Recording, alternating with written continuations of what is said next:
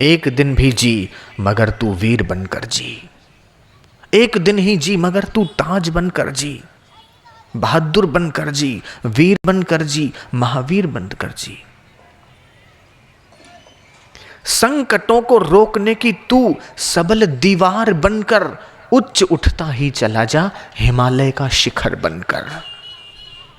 भाग्य निज हाथों लिखे वह वीर बनकर जी।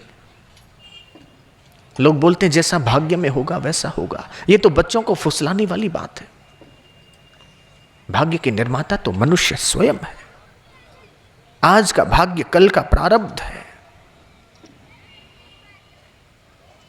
तुम आटा मत गूंदो, सब्जी मत बनाओ, दाल मत बनाओ, अग्नि मत जलाओ और मुंह बंद करके बैठे रहो और देखो कि कौन सा भाग्य का देवता तुम्हारे मुंह में भोजन डालता। भूखे बने रहोगे, बैठे रहोगे। आटा गूंदना पड़ता है, सब्जी बनानी पड़ती है, दाल उबालनी पड़ती है, छौंक लगानी पड़ती है, हल्दी मिर्च नमक लाना पड़ता है, डालना पड़ता है, तभी तो भोजन कर पाते हैं। यहाँ तक कि मुंह भी हिलाना पड़ता है, दांतों से चबाना पड़ता है, तभी तो गले से होकर पेट तक पहुंचता है अन्न का ग्रास। वशिष्ठ जी ने स्पष्ट कह दिया, ये बच्चों को फुसलाने वाली बात है। भाग्य जैसा नसीब में होगा वैसा होगा, जैसा भाग्य में लिखा होगा वैसा होगा, ये तो बच्चों की बातें। एक आश्वासन है। इतने दुखी हुए कि अब रह नहीं पाए, तो चलो भाई तुम्हारे भाग्य में ऐसा लिखा था, ऐसा हो गया। पुरुषार्थ परम देव है। उद्यमे नहीं सिद्ध्यंति कार्याणि न मनोरथई, नहीं सुप्तस्य सिंहस्य प्रविशन्ति मुखे मृगाः। उद्यम से सर्व कार्य सिद्ध होते हैं। सत्संग दिया, हम वहां से चले, यहां पहुंचे, समिति वालों ने उद्यम किया, मंडप बंधा, आपने चलने का उद्यम किया, आपके मन में भाव और संकल्प बना, ये पुरुषार्थ के सहारे हम लोग बैठे हुए हैं। लेकिन ये भाग्य है कि सत्संग मिला है। जिसके भाग्य में सत्संग नहीं है, उसको पता होने के बावजूद वो इस पंडाल में नहीं आ पाया। ये भाग्य जयराम जी की बोलना पड़ेगा। लेकिन पुरुषार्थ यह है कि हम आए। पुरुषार्थ नहीं करते तो कहां आते, न हम आते न आप आते। ये पुरुषार्थ है कि आप और हम यहां पर इकट्ठे हुए।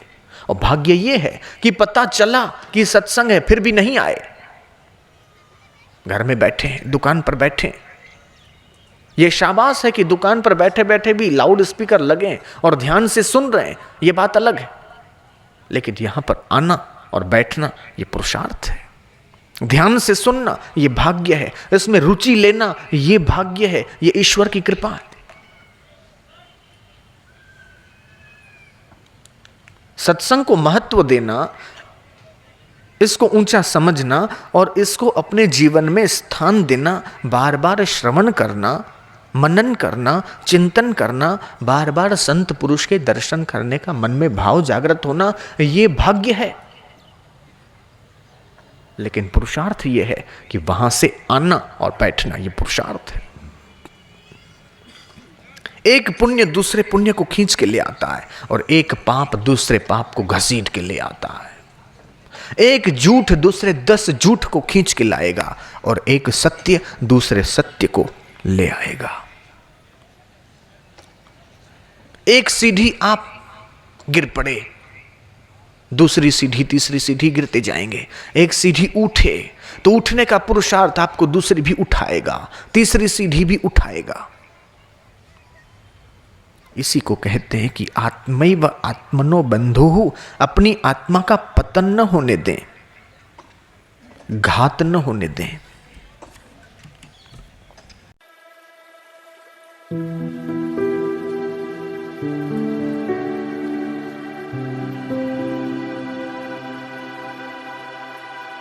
Thank you.